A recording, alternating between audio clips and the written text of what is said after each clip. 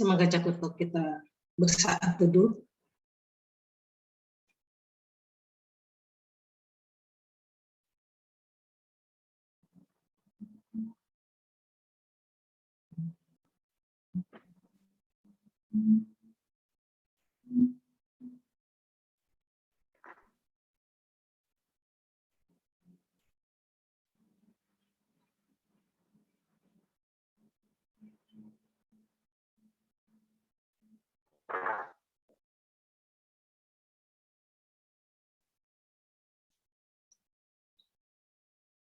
Kita akan memasuki doa pagi hari ini di dalam membahas dan mempelajari dari buku Rick Warren, buku The Purpose Driven Life. Sebab itu kita memohon pertolongan dari Tuhan.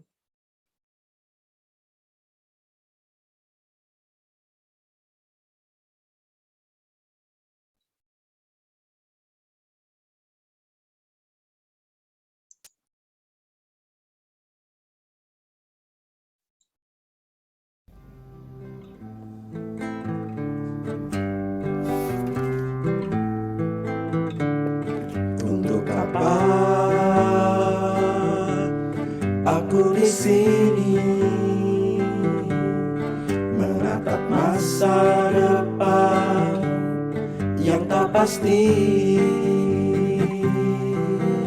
kegelisahan hatiku tak tahu arah yang kutuju, pergumulan dan tantangan menghimpiku, sampai Tuhan menemukanku, nyatakan kasih-Nya yang ajaib bagiku, dan Dia menuntun langkahku, temukan tujuan hidupku, damai dan sukacita melingkupiku. Sekarang ku mau hidup memuliakan-Mu, menceritakan kasih anugerah-Mu bagiku. Yesus, Engkaulah Tuhanku, tujuanku, teladanku. Oh Tuhan, jadikan aku serupa-Mu. Oh Tuhan, jadikan aku serupa-Mu.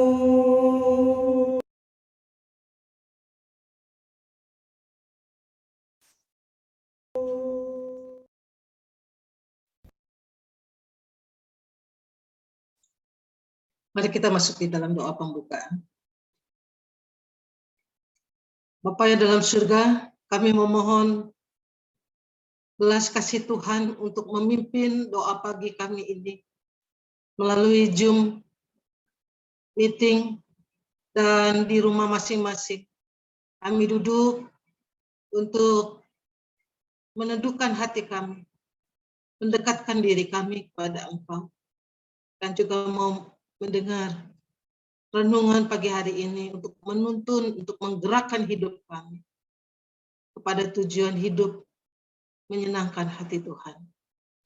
Tuhan, berkatilah doa pagi kami, berkatilah kami. Di dalam nama Tuhan Yesus kami berdoa. Amin. Saudara, saya mengajak untuk kita menyanyikan sebuah lagu Sahabat Sejati.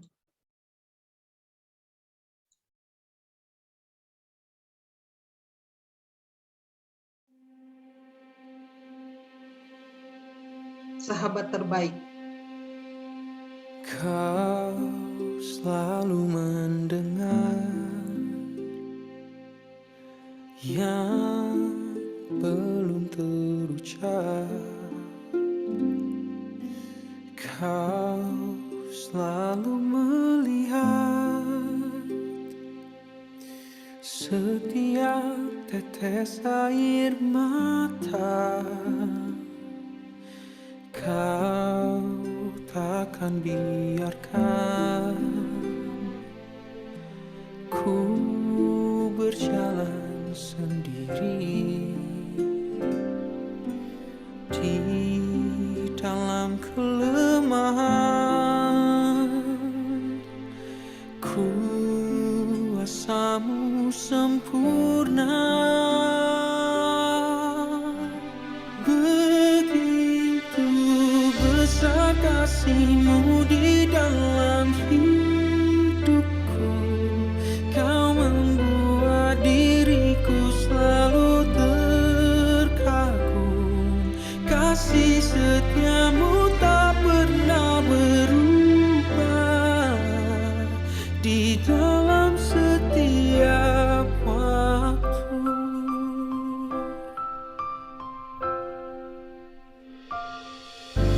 Kau takkan biarkan ku berjalan sendiri di dalam kelemahan. Kuasamu sempurna, begitu besar kasih-Mu di dalam hidupku. Kau membuat diriku selalu terkagum. Kasih setia-Mu tak pernah berubah di dalam setiap waktu. Oh, tak dapat ku lupakan semua perbuatan-Mu. Pertolongan-Mu selalu mempesonaku. Yesus, Engkau sahabat terbaikku di dalam setiap waktu. Di dalam lembahku Engkau ada, di setiap waktuku Engkau ada. Tak pernah Kau terlalu jauh, oh Tuhan. Kau buatku terkagum akan kasih setia-Mu, dan ku sungguh bersyukur. Ku memuji-Mu karena Kau setia, tak ada seperti-Mu, Yesus. Di bumi dan di surga, hanya Engkau sahabat terbaik, sahabat terbaik, sahabat terbaikku. Begitu besar kasih-Mu di dalam hidupku. Kau membuat diriku selalu terkagum. Kasih setia-Mu tak pernah berubah di dalam setiap waktu. Oh, tak dapat ku lupakan semua perbuatan-Mu. Pertolongan-Mu selalu mempesonaku. Yesus, Engkau sahabat terbaikku di dalam setiap waktu. Yesus, Engkau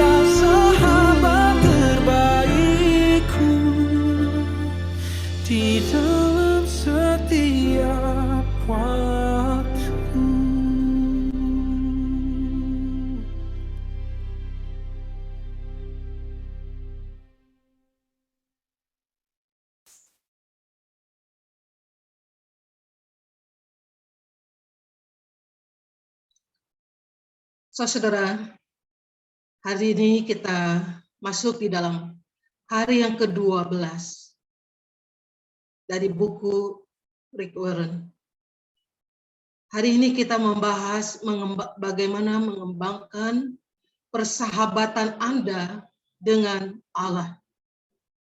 Hari yang ke-11 yang kemarin oleh Pendeta Tiki Jo membahas menjadi sahabat Allah. Bagaimana menjadi sahabat Allah.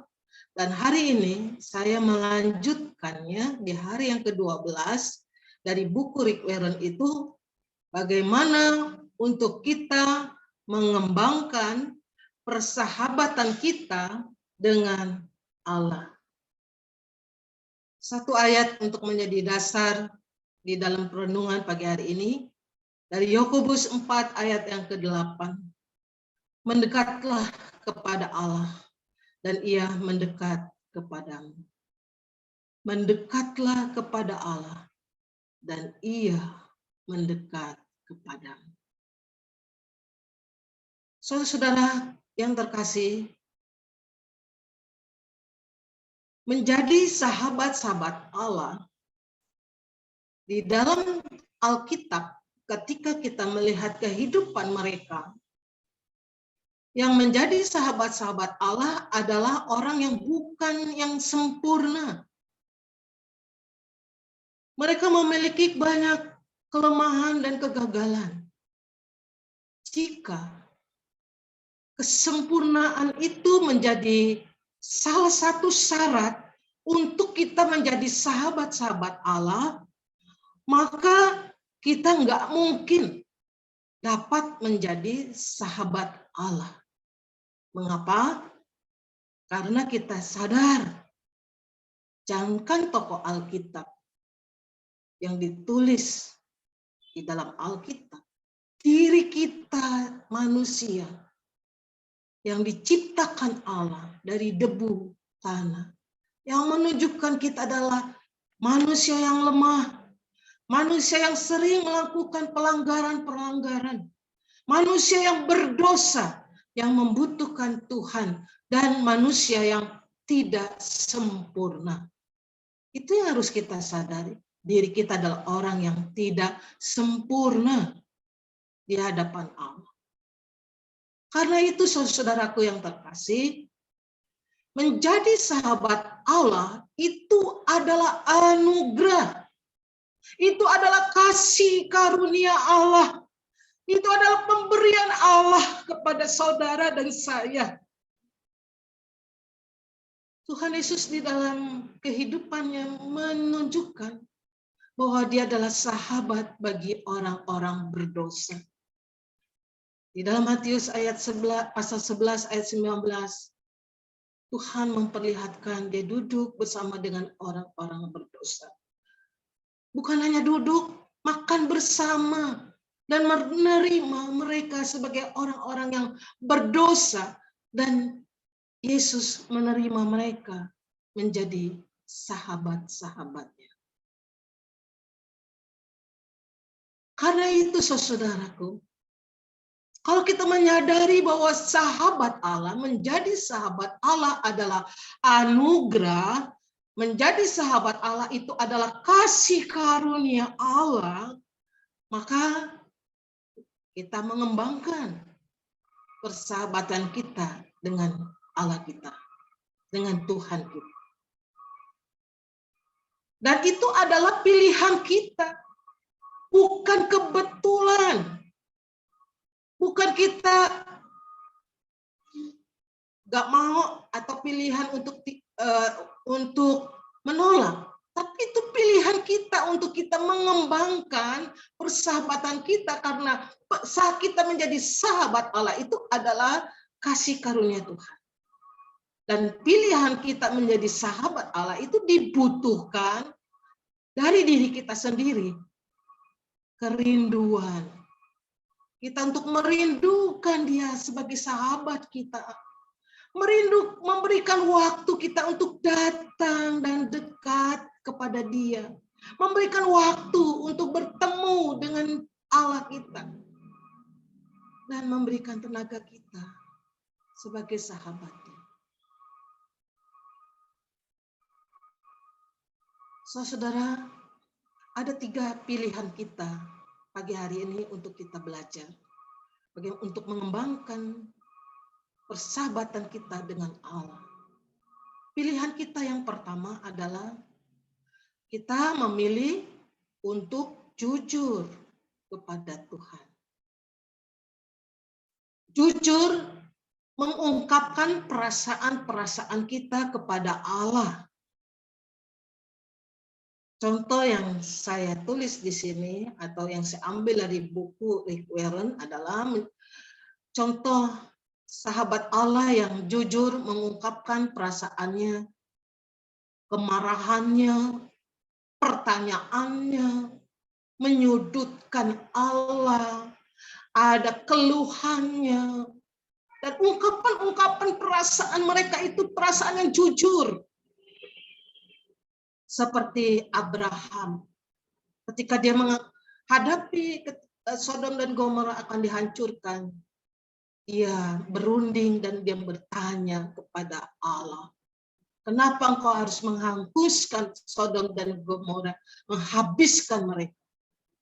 Perundingan-perundingan dan pertanyaan Abraham, sampai akhirnya Abraham pun meminta menego dari 50 sampai akhirnya 10. Tuhan mendengar, Tuhan menjawab permintaan Abraham itu. Demikian juga Daud, saudara. Daud menunjukkan ungkapan perasaannya kepada Tuhan, kepada Allahnya ketika dia juga mengalami kesusahan dan kesulitan dan pengkhianatan pada orang-orang di sekitarnya. Dia bertanya kepada Allah. Dia juga menanyakan ketidakadilan yang dialami hidupnya. Demikian juga Yeremia. Yeremia pun menanyakan dan menyudutkan Allah. Seakan-akan Allah membiarkan hidupnya, memperdayakan hidupnya. Namun ungkapan-ungkapan perasaan yang diungkapkan oleh tokoh-tokoh Alkitab, sahabat-sahabat Allah itu kepada Allah.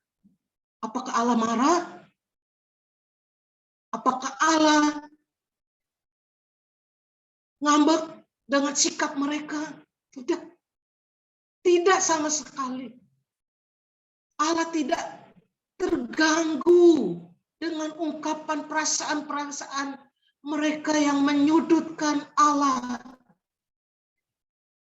Allah tidak marah, tidak murka kepada sahabat-sahabat Allah yang menyudutkannya.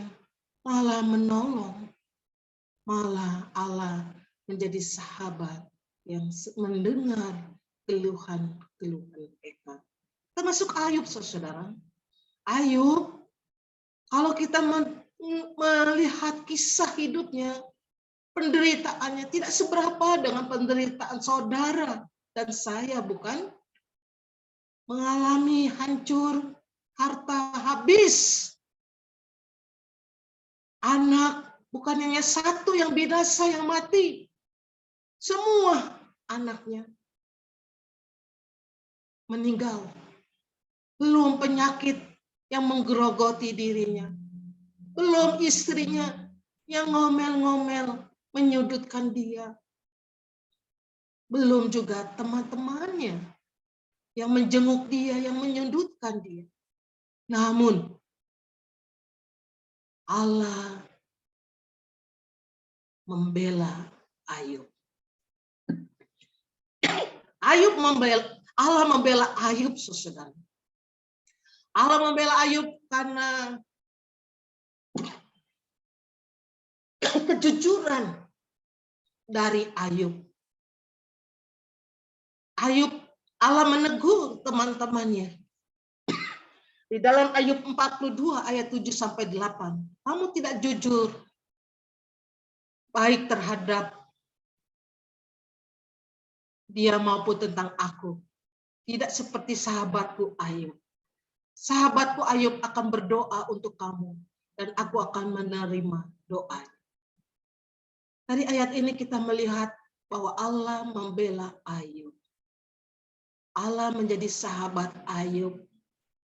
Dan Ayub pun menjadi sahabat Allah yang mengungkapkan perasaan-perasaan yang jujur di hadapan. Karena itu saudara, dengan pilihan kita untuk jujur di hadapan Allah, mengungkapkan perasaan kita yang jujur apa adanya kepada Allah, Allah pun mengungkapkan perasaan-perasaannya yang jujur kepada sahabat-sahabatnya. Contohnya kepada Musa. Dia mengungkapkan perasaan Allah, mengungkapkan kecewanya, mengungkapkan perasaan muaknya, marahnya, kecewanya ketika melihat ketidaktaatan bangsa Israel. Padahal Allah yang menyatakan janjinya. Allah memegang dan menepati janjinya untuk menyelamatkan dan memelihara bangsa Israel. Baik dari Mesir, di padang gurun. Tuhan menyatakan pemeliharaan itu dan pertolongannya. Namun Allah kecewa selama 40 tahun di padang gurun. Bangsa Israel tetap tidak berubah, tetap tegar tengkuk, keras kepala, tidak taat kepada Allah.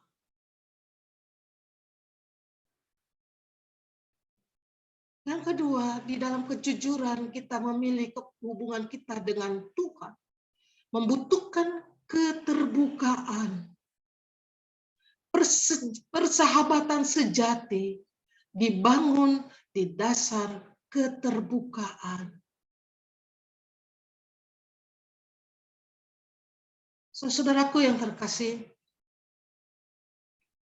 kepahitan di dalam buku Rick Warren mengatakan itu adalah penghalang yang terbesar bagi persahabatan dengan Allah.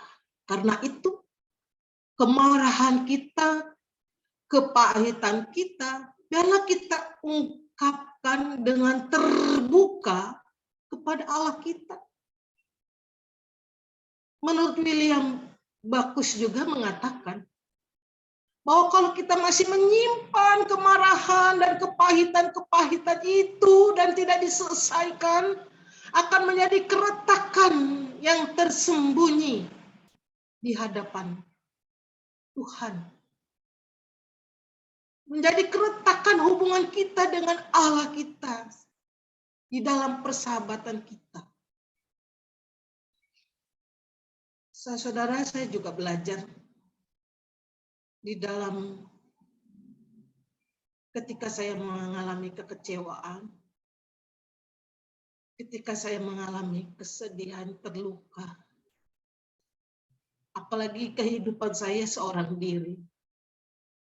Saya tidak mau mengganggu saudara saya untuk curhat, mencurahkan kesedihan, luka hati saya, atau ketika saya tidak diperlakukan ketidakadilan, ketika saya mengalami dihina, diejek, ataupun tidak dihargai. Saya tidak bisa mengatakan kepada saudara atau sahabat saya hanya ingat, saya hanya punya sahabat yang terbaik. Saya hanya punya sahabat yang sejati untuk mengungkapkan perasaan saya dengan keterbukaan untuk mengatakan, ini Tuhan saya luka hati, ini saya diperdayakan dan sebagainya. Bisa dengan air mata yang bercucuran saya menangis di hadapan Tuhan. Bisa juga saya marah di hadapan Tuhan. Saya hanya bisa memegang bantal saya itu, saudara, di tempat tidur. Untuk saya banting-banting, saya lempar, dan saya mengatakan kemarahan saya di hadapan Tuhan. Saya berterima kasih Saya bersyukur saya punya Allah yang tidak tergubris sedikit pun, tidak terganggu dengan kemarahan, kekecewaan, dan air mata saya. Malah dia menaruh hatinya, mendengar, dan memberikan kekuatan, juga pertolongan. Mari saudara, kita ungkapkan perasaan kita yang jujur dan terbuka, kemarahan dan kepahitan kita kepada Allah. Dan itu adalah langkah yang pertama untuk kita mengalami penyembuhan. Tuhan pun memberikan kita sebagai sahabat Allah buku panduan, yaitu kitab Mazmur. Dia memberi dalam kitab Mazmur ada penyembahan, ada jeritan, ada kemarahan, ada kebimbangan, ada ketakutan, ada kepahitan dan penderitaan yang digabung dengan ucapan syukur dan pujian, dan juga pernyataan iman yang semestinya kita dapat membaca dan merenungkan.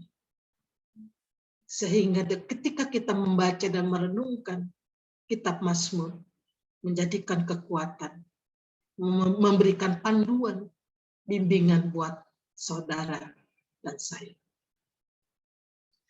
Yang kedua, saudara-saudara, untuk mengembangkan persahabatan kita dengan Allah, pilihan yang kedua adalah memilih menaati Allah dengan iman.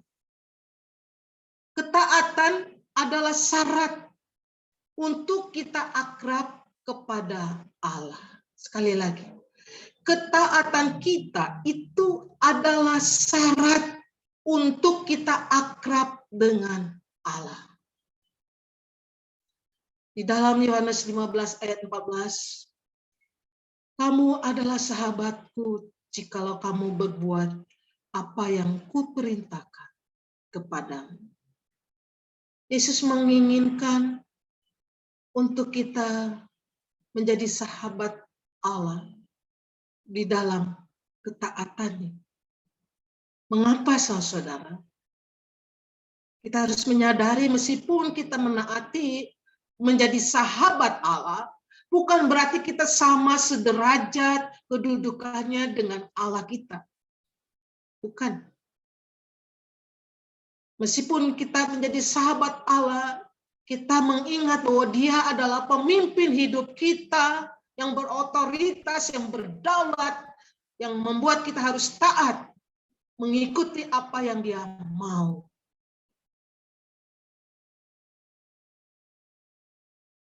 Menaati Allah bukan karena kewajiban. Karena itu, saudara, ketika kita menyadari bahwa kita adalah sebagai sahabat Allah dan kita menyadari kita bukan sederajat, kedudukan yang tidak sama, kita harus menaati apa yang Allah mau.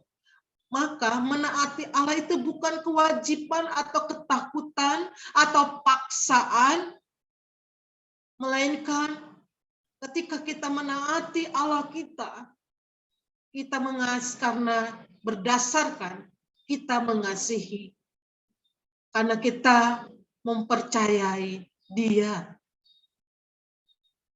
Ketika kita taat kepada Tuhan itu berdasarkan karena kita mengasihinya, karena kita mempercayai Dia di dalam hidup kita, bahwa Dia memberikan yang terbaik.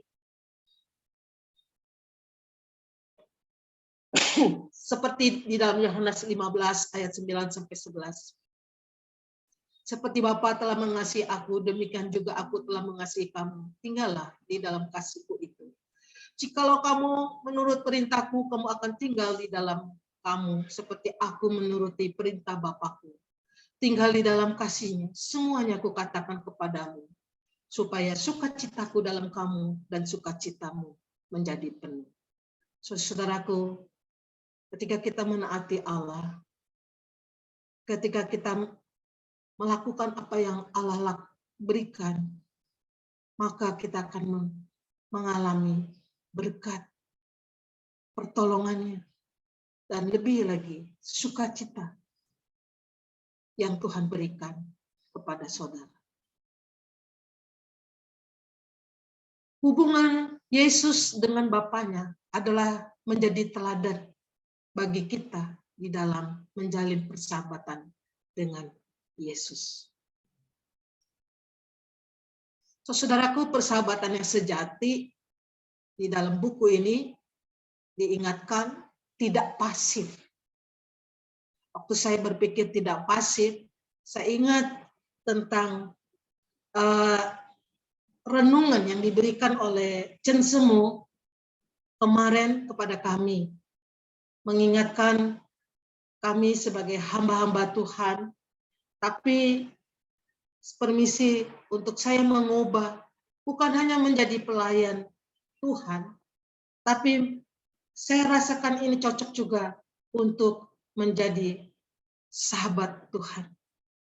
Saya ingin bacakan ya, dari WA-nya Chen Semu, dari kata-katanya yang bijaksana, yang menguatkan dan membimbing kita. Buat saya, untuk menjadi seorang pelayan Tuhan atau menjadi sahabat Tuhan, diri kita tidak menonjolkan, tidak ditonjolkan, atau kita tidak menonjolkan diri kita, tidak sombong.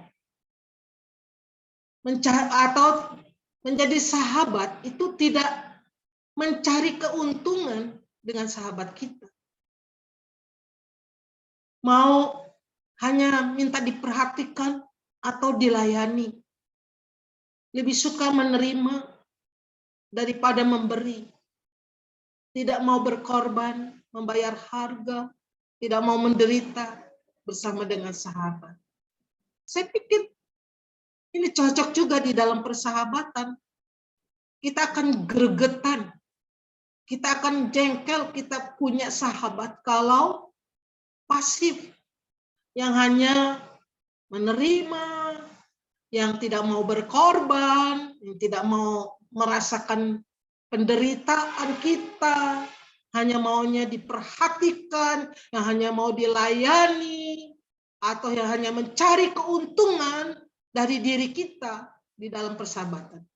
Itu bukan bersahabat yang baik. Itu membuat kita akan persahabatan yang tidak lenggang, tidak lama. Demikian juga saudara di dalam mengembangkan persahabatan dengan Allah, kita tidak pasif. Kita harus bertindak dan mengerjakan dan melakukan apa yang dikerjakan kepada Bapa. Apa itu? Mengasihi, mengampuni, menolong, berbagi, hidup suci, membawa orang lain kepada Tuhan.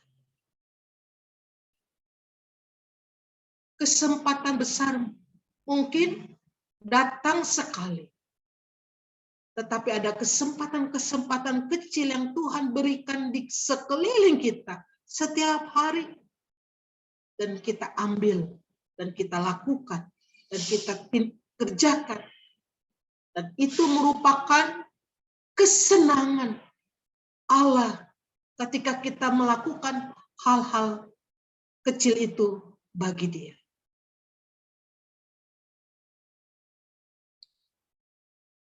Demikian juga dengan Tuhan, 30 tahun Yesus menyenangkan hati Bapanya. Hanya diringkas dengan kata hidup dalam ketaatan. Ketika kata hidup dalam ketaatan, 30 tahun saya memikirkan diri saya. Berapa tahun lagi saya hidup? Mungkin saya 10 tahun lagi, mungkin 5 tahun lagi saya hidup di bumi. Biarlah hidup saya hidup di dalam ketaatan. Nah, ketika kita memilih untuk menghargai apa yang Allah hargai, semakin akrab kita sebagai sahabat Allah, maka kita akan semakin peduli terhadap hal-hal yang Allah peduli. Apa sih yang Allah pedulikan? Yang pertama, itu dalam penebusan umatnya. Di dalam masa prapaskah ini kita mengenang, menghayati penderitaan Kristus sampai Yesus mati di kayu salib Paskah itu. Kemenangan, mengingatkan pengorbanannya, kasihnya kepada kita. Dia peduli kepada kita untuk kita diselamatkan, untuk kita tidak mengalami murka Allah, kita memperoleh hidup yang kekal. Itulah kepedulian Allah mengutus Yesus Kristus. Yang kedua, Allah peduli di dalam memberitakan kabar baik, kabar Tuhan. Kita diinginkan untuk menjadi sahabat Allah, untuk kita memberitakan kabar baik, memberitakan tentang Tuhan yang baik, Tuhan yang Maha Kasih, Tuhan yang menjadi juru selamat, yang menyelamatkan kita. Kita beritakan itu kepada sesama. Mazmur 27 ayat 4 mengatakan, satu hal yang telah kuminta kepada Tuhan, itulah yang kuinginkan, diam di rumah Tuhan seumur hidupku, menyaksikan kemurahan Tuhan dan menikmati baiknya. Paulus pun bergairah menjadi sahabat Allah dengan mengatakan di dalam Filipi 3 ayat 10, tujuan utamaku adalah agar aku mengenal Dia, sehingga aku mempunyai hubungan yang sempurna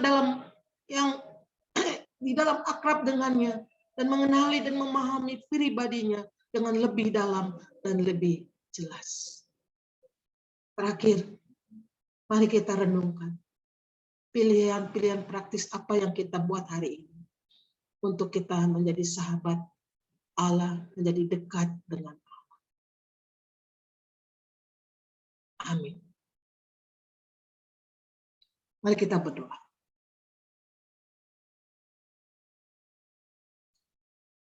Bapa, terima kasih pagi hari ini mengingatkan untuk kami menjadi sahabat Allah, dan itu adalah anugerah yang Tuhan berikan. Dan biarlah kami mengembangkan anugerah Allah itu menjadi sahabat Allah yang baik di hadapan-Mu. Biarlah 3 pilihan yang hari ini kami dapatkan untuk kami memilih untuk jujur dan terbuka di hadapan Tuhan, memilih untuk menyelesaikan kepahitan dan kemarahan dan mengungkapkan dengan keterbukaan di hadapan Tuhan. Dan bukan yang lancang atau tidak sopan, malah itu yang Tuhan inginkan, bukan? Biarlah kami belajar untuk mengungkapkan perasaan-perasaan kami dan dengan memiliki kerinduan untuk kami terus dekat dan datang pada Engkau. Memilih kami untuk pilihan kami untuk menaati sebagai sahabat Allah, menaati Tuhan dan menghargai dan peduli apa yang Tuhan peduli untuk kami lakukan juga di dalam hidup kami. Tuhan, biarlah kami melakukan hal-hal yang ada di sekeliling kami setiap hari yang kecil sekalipun, untuk mengasihi, mengampuni, ataupun berbuat baik, menyatakan kasih kepada sesama, berbagi. Dan itu adalah merupakan kesenangan Allah. Untuk kami membuat Tuhan senang dengan apa yang kami lakukan. Tuhan, mampukanlah kami menjadi sahabat yang terbaik kepadamu. Dan juga menjadi sahabat yang terbaik bagi sesama kami, bagi sahabat kami, bagi orang-orang. Di dalam nama Yesus kami berdoa. Kami juga berdoa ya Tuhan untuk kondisi dunia dan Indonesia. Tuhan tolong dan berikan belas kasih untuk keadaan dunia dan juga untuk mendoakan Indonesia. Tuhan turut campur tangan di dalam masalah-masalah yang terjadi. Kami juga berdoa ya Tuhan untuk masa prapaskah ini, GKI Immanuel dalam menyongsong Paskah dan memperingati di dalam menyongsong HUT yang ke-40, biarlah kami juga dapat menghayati masa-masa penderitaan Kristus, menghayati kesengsaraan-Mu ya Tuhan, sehingga kami semakin mengasihi dan mencintai Engkau, semakin kami takut dan menghormati Engkau dan melakukan apa yang Tuhan mau di dalam hidup kami. Tuhan, biarlah Engkau membangunkan jemaat-Mu untuk mereka memiliki iman yang bertumbuh dan berbuah dan menjadi berkat bagi orang lain, bagi gereja GKI Immanuel. Kami juga berdoa ya Tuhan untuk jemaat yang mengalami kesulitan-kesulitan ekonomi, yang kesulitan di dalam usaha, di dalam pekerjaannya, maupun juga di dalam keluarganya, di dalam masalah-masalah di dalam rumah tangganya. Tuhan tolong, Tuhan turun campur tangan. Engkau menjadi sahabat yang sejati, menjadi Allah yang peduli, Allah yang Maha kasih dan Maha kuasa yang nyatakan di dalam kehidupan jemaat-Mu ini. Tuhan menolong kesulitan-kesulitan mereka. Kami juga berdoa bagi mereka yang hadir di doa pagi hari ini. Siapapun ya Tuhan. Kami bersyukur di dalam masa Prapaskah, di dalam doa pagi ini. Banyak yang mengikutinya, hampir dari 50 lebih mereka menjadi peserta di doa pagi. Dan begitu mereka setia mengikuti doa pagi, biarlah Engkau mencurahkan kebaikan dan berkat-berkat-Mu di dalam kehidupan mereka. Sehingga mereka juga mengalami kasih dan kuasa-Mu. Dan Tuhan juga yang menolong di dalam pergumulan anak-anak-Mu yang hadir di doa pagi ini. Dan Tuhan juga yang menolong di dalam keluarganya, di dalam segala permohonan-permohonannya. Tuhan nyatakan yang terbaik, nyatakan kehendak-Mu. Kami berdoa ya Tuhan untuk mereka yang sakit. Tuhan juga menyembuhkan dan memberikan pemulihan dan kesehatan. Kami berdoa untuk Ayelan, kami berdoa untuk Pak Thomas yang belum sadar. Tuhan juga jamah dan Tuhan bangkitkan dan Tuhan sadarkan. Berikan yang terbaik. Tuhan juga tolong untuk Mama Denis yang koma, yang kritis semalam. Tuhan juga tolong berikan yang terbaik dan berikan kesembuhan. Kami berdoa untuk Michelle, untuk Adi. Kami juga berdoa untuk yang lainnya yang dalam keadaan lemah tubuh dan yang sakit. Tuhan tolong, mohon belas kasih-Mu, sembuhkan. Dalam nama Tuhan Yesus kami berdoa. Amin. Saya memberikan waktu sedikit 2 menit saudara untuk saudara berdoa secara pribadi. Nanti saya akan akhiri dengan doa Bapa kami. Berdoalah. Katakan segala permohonan dan permintaan saudara di hadapan Tuhan.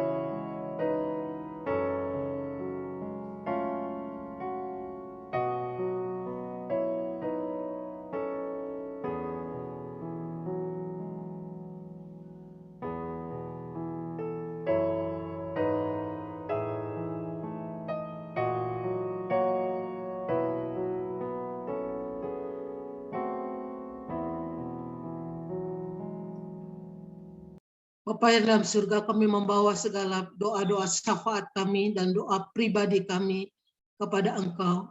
Tuhan tolong Engkau menjawab dan memberikan yang terbaik segala permohonan dan doa-doa kami. Karena kami membawa doa-doa kami di dalam nama Yesus Kristus yang mengajarkan doa Bapa kami. Bapa kami yang di surga, dikuduskanlah namamu, datanglah kerajaan-Mu, jadilah kehendak-Mu di bumi seperti di surga.